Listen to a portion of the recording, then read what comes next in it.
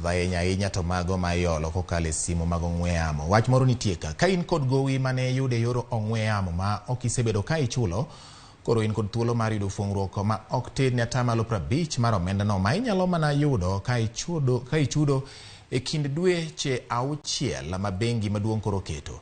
Chenro no geto loso nonro mag oganda ma osekethore nikech hola mane gikawo kokalo e yor simu ma ok gisebedo ka gichulo. Mana kaka Edwin Okoth leronwa, ji ma kwan gi romo 4.2 koro nyaka kasre akasa mondo mi oti kod thuolono ma ochiw kod CBK mondo ginene gichulo gopego kapok okalo tarik 31 mar dwe mar abich mar higa manyien. Mar loso rekod ne oganda ma ok osebet ka chulo gope mane omigi kokalo e yor ong'we yamo.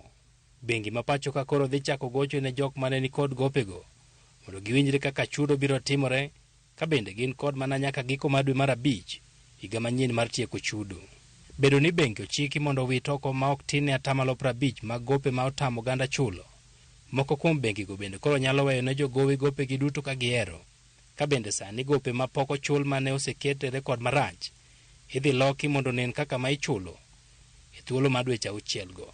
Chenrono kata kamano weyo oko jok mane okawo gope ma chudo mekgi ne ochan ne thuolo moingo dwe achiel, kata mane okawo kokalo e yor bengi ma ok oti kod ong'we yamo.